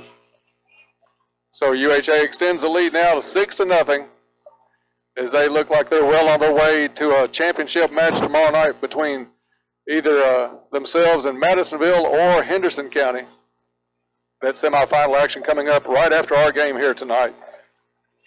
Yeah, and it's going to be another great game, is what I expect, Dennis. You know, giving Henderson, I guess, the edge. But Madisonville, last time we played them in the district finals, they played a very solid game. So, I think that's one of Madisonville's 2 losses on the season was to Henderson. I think, Joe, if I'm not mistaken, it's been a while since I looked at that, but I think a 4-1 game as Henderson beat Madisonville earlier. Shot on goal, and the rebound shot is kicked in on the far side by UHA. We'll try to get the number as they come back. That was actually Schrader passes to number 9, Kanzler, who makes a play around a Caldwell defender. That was actually Kanzler caught the inside of the bar back there, and that ball went in, so there was no deflection on the outside. Oh, no deflection, okay. She put that in. That was number 9. Number 9, Kanzler? Kanzler put that ball in. So again, assist from Schrader. Ball comes in from the throw-in, and 2 quick passes, and unfortunately threaded. So Caldwell County playing out this one in the last 14 minutes. They're down now 7-0. And it's going to be Hancock clearing this one out defensively for UHA. Caldwell County will have the throw just past midfield. Wynn comes up, puts it into play to Fletcher. Fletcher has a player right on her back, and that's got to be called. There was a kind of an arm bar there. You see that more in wrestling than you do soccer. Well, and you know, Laney finally gets the call her way because that's been happening to her. She got one called against her earlier, which I didn't quite understand. Seibert's going to take this one from about 35 yards out, near sideline. Puts the ball up, it gets on the ground, but right at the keeper. Yeah, that's one you just got to almost catch in the air and flick, Dennis. You know, Laney trying to get a foot on it as it came in, but just a little outside her reach. And a big punt out. It's going to be Caldwell County comes up. That's going to be a handball on Audrey Wynn. Yeah, she tried to make a play there, jumped in front, and just unluckily got past her foot and hit her arm. So. And a big difference in field condition tonight. That same play on Monday night probably would have scooted. This one actually bounces like it's a halfway dry field tonight. We saw that ball scoot. Is right. Yeah. We did not see the ball bounce. No, you didn't see a bounce at all Monday night. It was that wet. Caldwell County able to take it away. It's McEnany, middle of the field, puts it up the field, wanting trailer. The deflection comes back to Seibert. Seibert nice. Looking near side for Fletcher. Fletcher pushing the beat and in. Caldwell County breaks the shutout. Yes. Laney Fletcher on a nice pass from McEnany. Wow, great play there. And Laney's breaking without the ball, and that's what we talked about. The ball comes across. She is able to almost dribble around the goalie. Goalie makes a stab at it, but Laney able to stay on her feet. The UHA defender is not able to react quick enough to get on top of her as she's in full stride, and Laney puts it in the back of the net. So congratulations. It was a good job by Laney to not only be physical, but to be patient once she avoided the keeper and had just a player coming up behind her. She didn't rush the shot because I'm sure she heard footsteps. She took her time, able to put that one in the net. No. Caldwell County on the board now, 7-1. Didn't try to do anything crazy with that ball. Just took her time and finished. So congratulations, Lady Tigers. Laney getting that ball, senior. Even though that may be bittersweet. Probably too much of a mountain to break back from, but she has a little success, so rewarded for her efforts, if you will. And I think Pookie was involved in that. So your two seniors, I think, were involved in that play, and a testament to how their season is and their tenacity. Dennis, just an outstanding season by both those seniors. Yeah, it's going to be tough to see those two play their last game. They've been a lot of this program. They kind of waited their turn for years, but behind a huge senior class last year. Yes. They got a lot of minutes in, but they took the team over this year, and it's going to be two hard players to replace. You're going to have to replace almost 2/3 of your scoring next season. McEnany, Kaylee's the only real offensive threat coming back next season. You've got to maybe move Goffinet up in that position. Seibert's shown some signs late in the season here. Seibert and Littlefield, they have, these players that, the coach has moved from these midfielders up front, Littlefield, Goffinet, Seibert, each one, McEnany, each one is interchangeable in that middle and forward position. So, as hard as it's going to be to lose those two seniors, we also have a couple individuals who are going to be freshmen next year.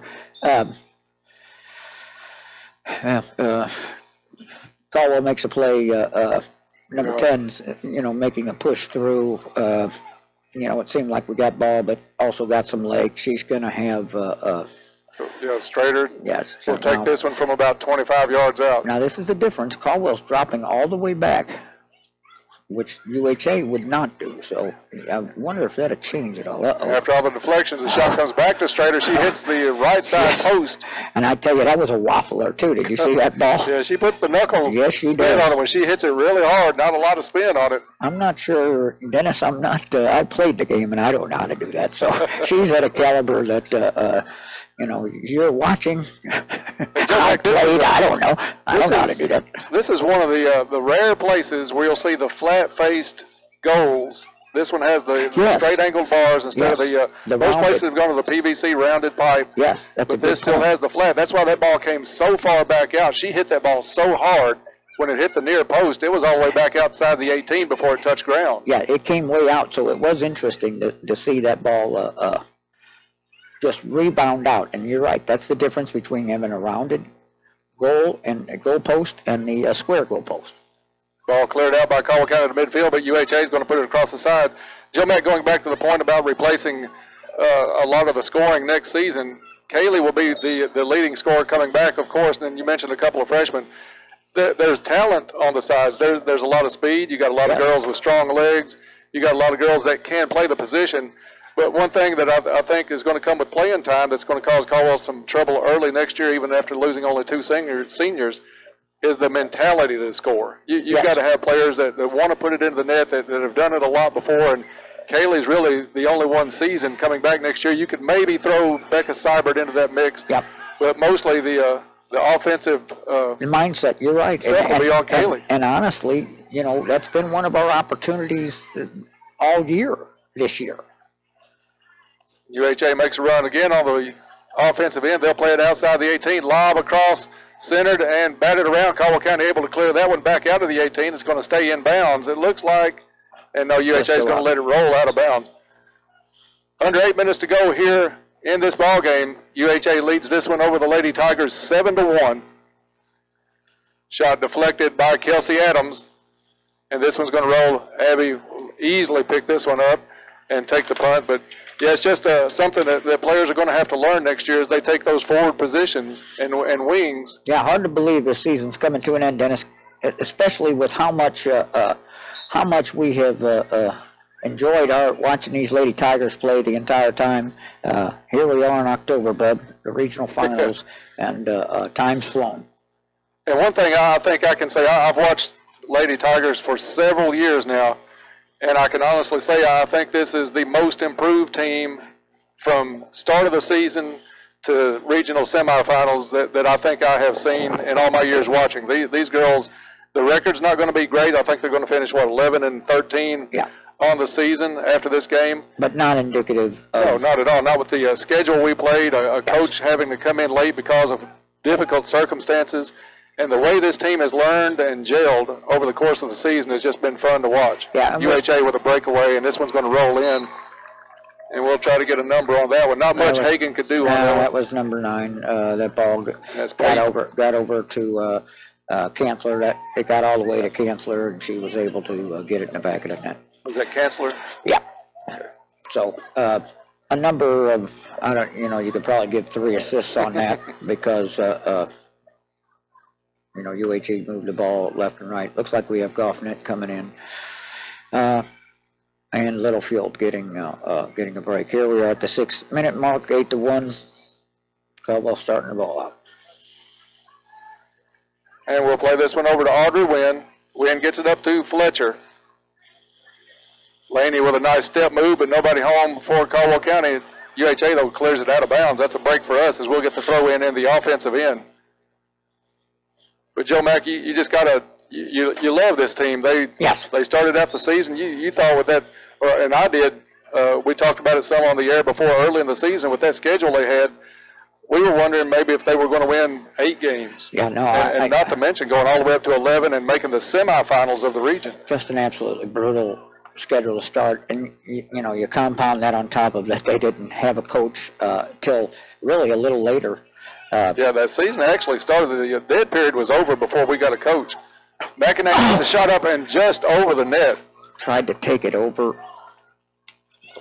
Great play. The ball squeezes through. And this is indicative of these players, though. You got Laney Fletcher and Kaylee McInerney battling down 8-1 with under 5 minutes to play, and they're treating it like it's 0-0 out here trying to get that goal in. Not giving up, and that's that's what you want to, and I'm sure that's what Coach Miller and we're so fortunate that he has agreed to coach again next year.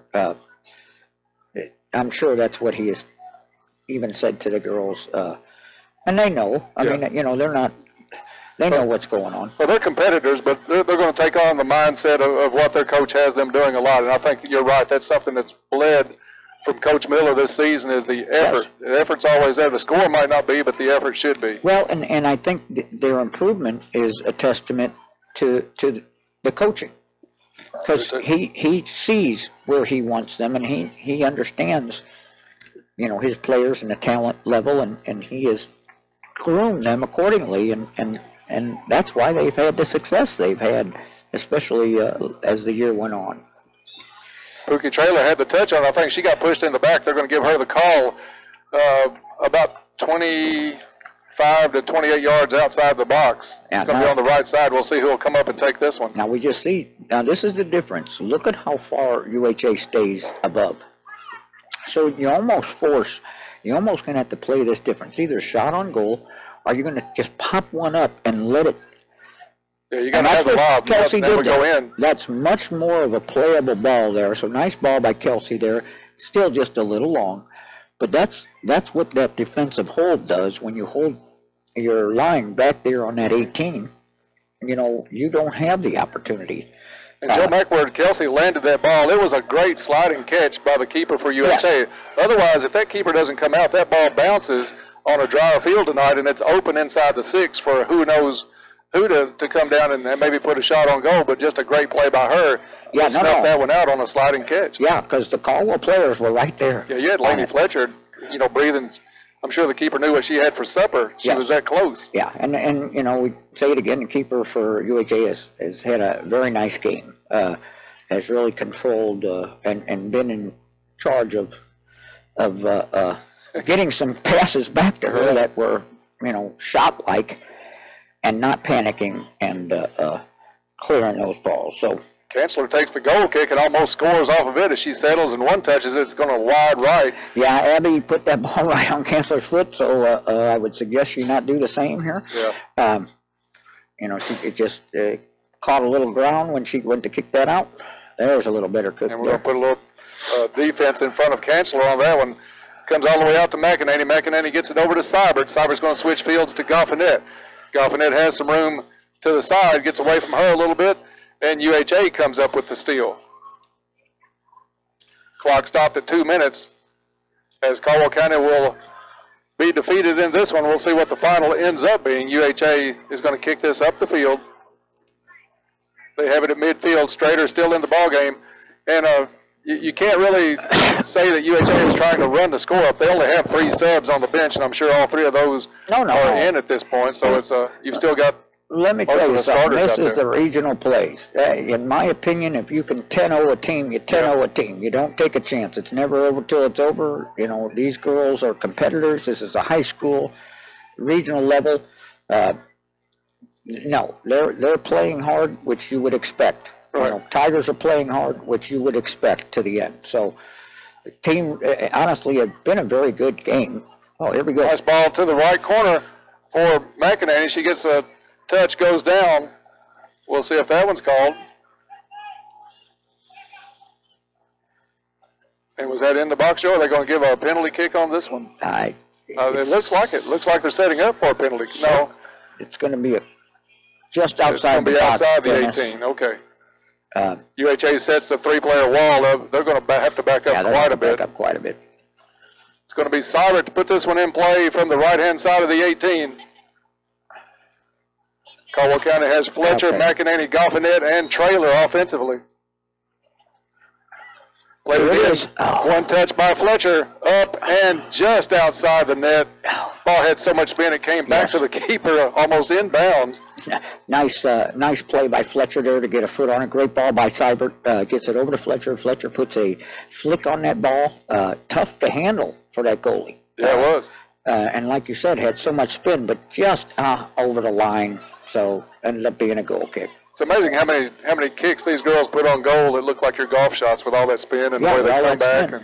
And that's how I like to play my golf shot, Dennis. I like to, I like to hit down on that ball and they don't call you 3 points for anything. No. And there's the final whistle.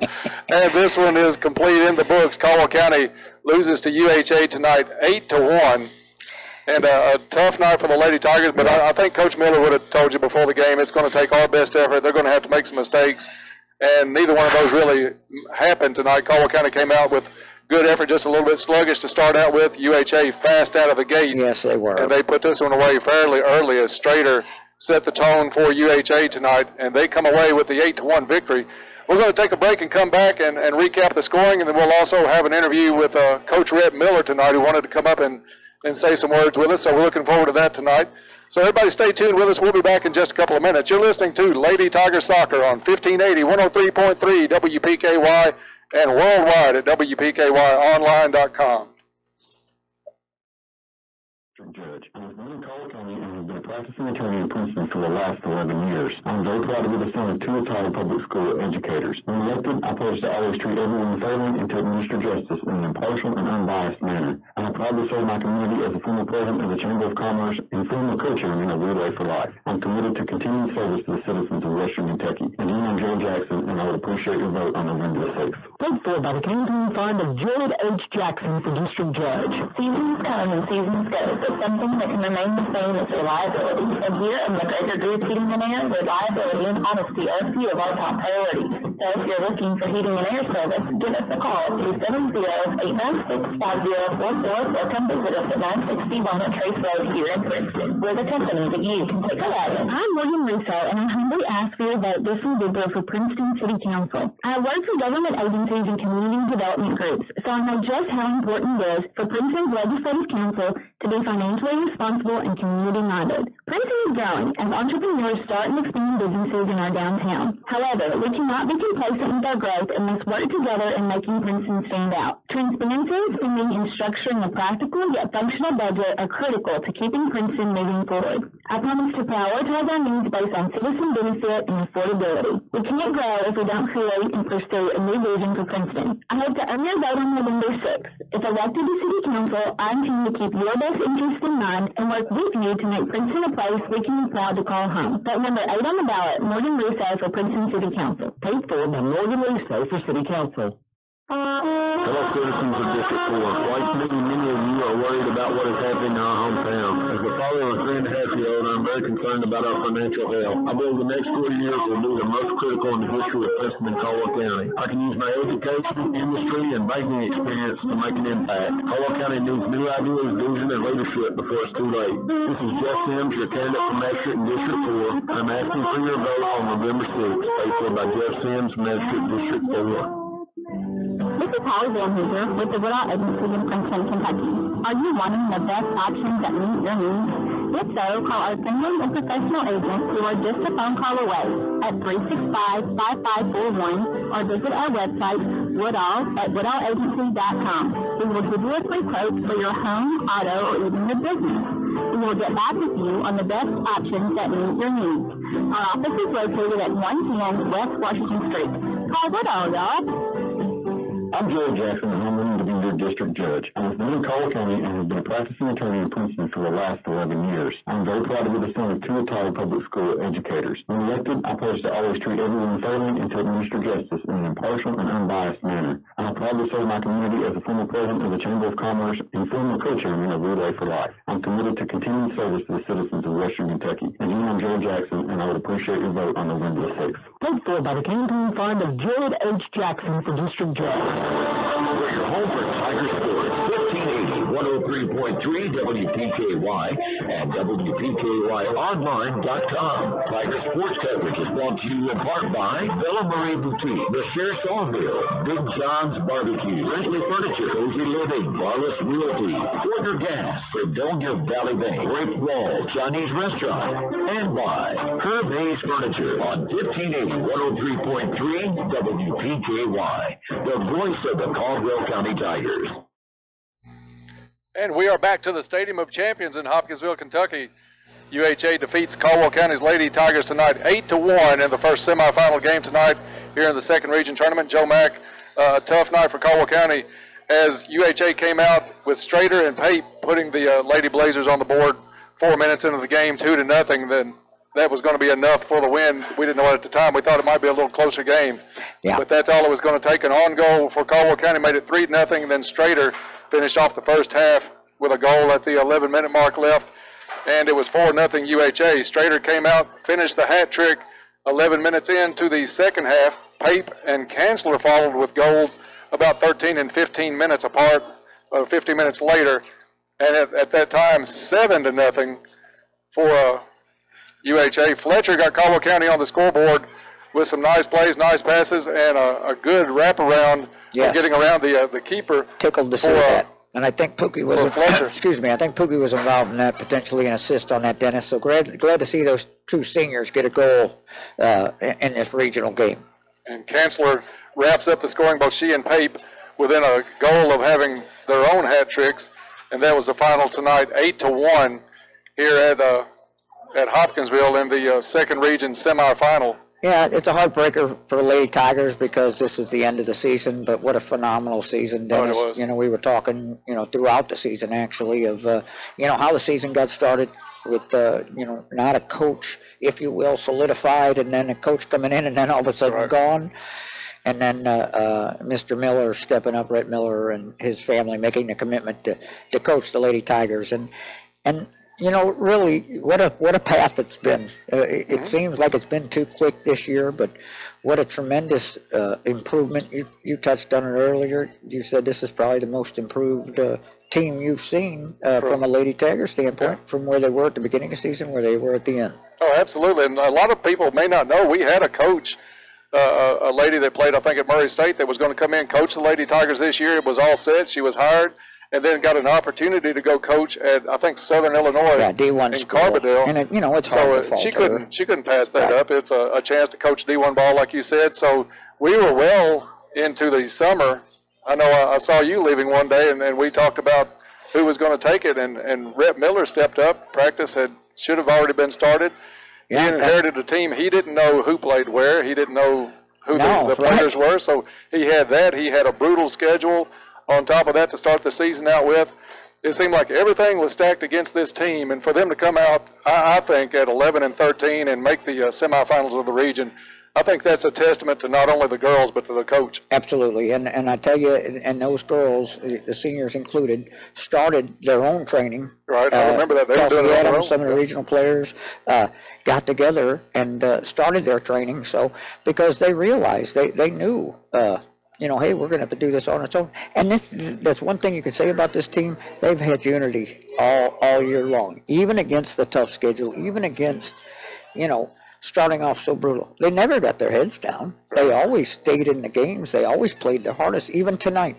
You know, it's a testament to the Lady Tigers, their resolve of how they did not back. And here we have Coach Miller joining us, so I'm going to pass the microphone off. Dennis, Coach, congratulations on an outstanding season. And we'll have Coach Miller put the headset on. Coach, not the way you wanted the season to end tonight, but Coach Joe Mack and I have been talking several times tonight about the progress this team has made from July till middle of October here and the steps that they've taken. And I'm sure you want to say something about the great job the girls have done, and you have done as well. I know you're not going to point to yourself. You're going to give it all to the girls, but you did a remarkable job with this team coming in like you did this season. Well, I appreciate the comments, but you're right. I'm not going to talk about me. I'm going to talk about them because, and I am very pleased with the progress they've made throughout the year. You know, I hate going out on a bad game like that. If we'd have played well and lost, I think I'd have been fine with that, but we didn't play well. And, you know, it's tough. That makes it tough. And they're not going home feeling like they played well. They know they didn't play well. And we had some of the things that I didn't realize until the beginning of the game, but we had two girls that were sick. And that really hurt us there, especially in the first half. Hannah Young just is not, she probably has the flu.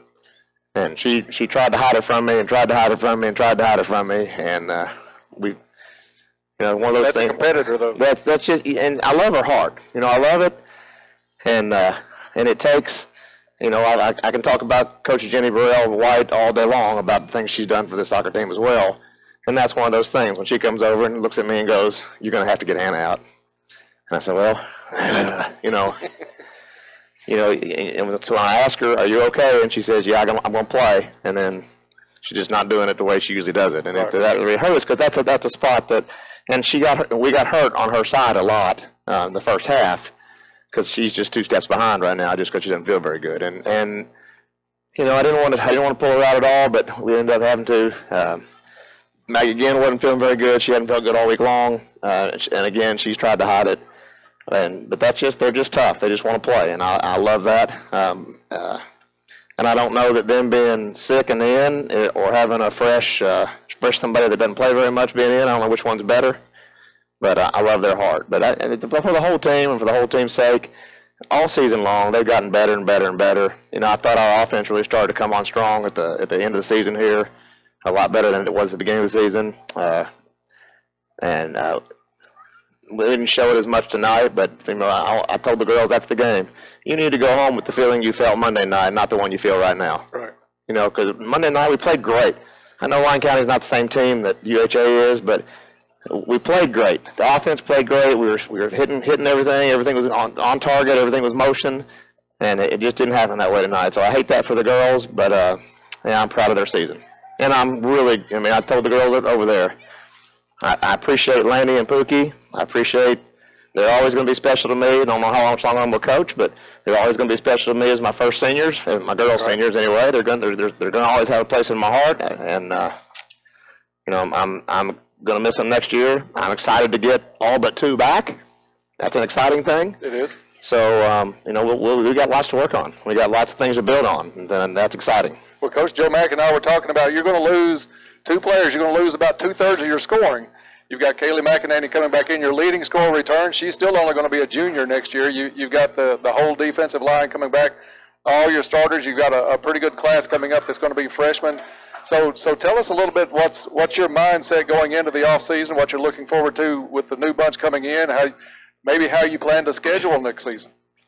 All those things are already in my mind, and they have been since I told the girls I was coming back. You know, once I started thinking about the future, I knew I needed to make a decision whether I was going to come back or not, and that's what I did. So once I decided to come back, and I was for sure, and once my wife agreed that it was okay, you know, when we got to that place, and then all those wheels started turning a lot. I'm constantly talking to Coach White about all the different things we're going to do and what we want to do, and I'll tell you one thing we need to do. I really want these girls to be playing in a spring league somewhere this spring. They need to play. They don't need to be just sitting around. You know, they need to play. They need to play with good quality players. I've been talking.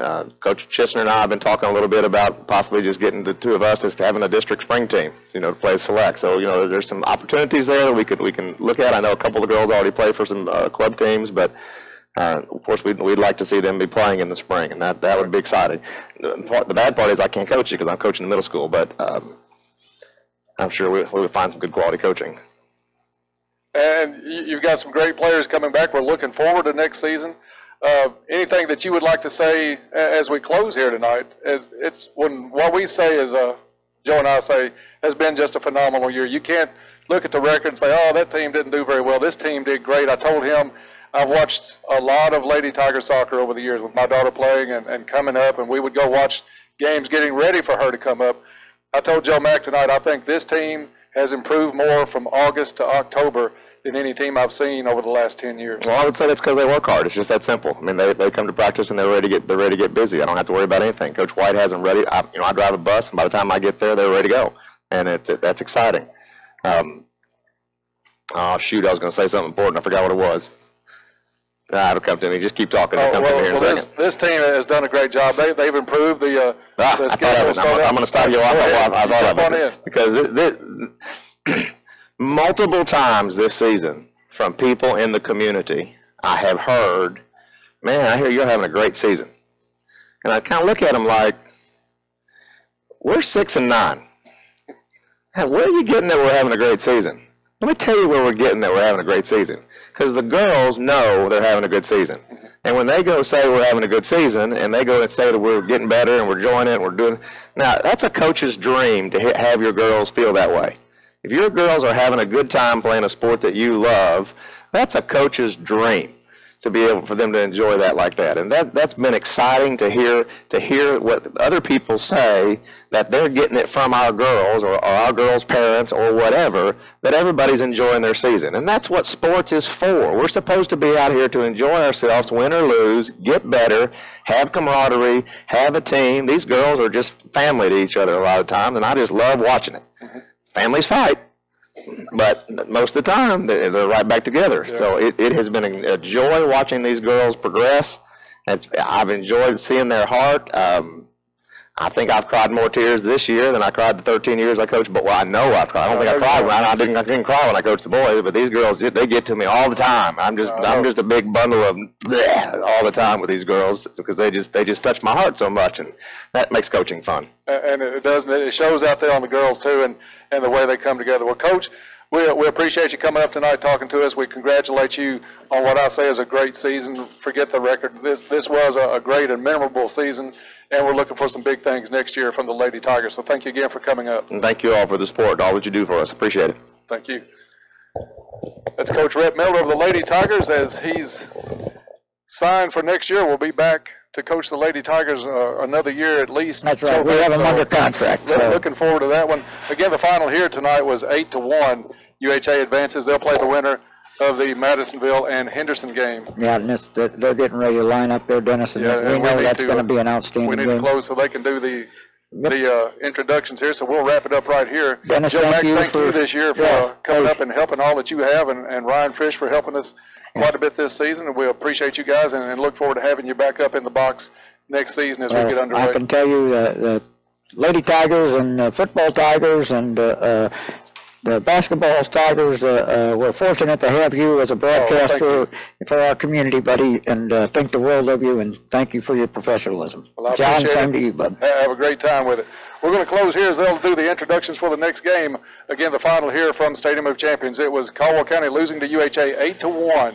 You've been listening to Lady Tiger Soccer on 1580, 103.3 WPKY, and online at WPKYonline.com. Thank you for listening, and we'll see you on Friday, a week from Friday from Mayfield.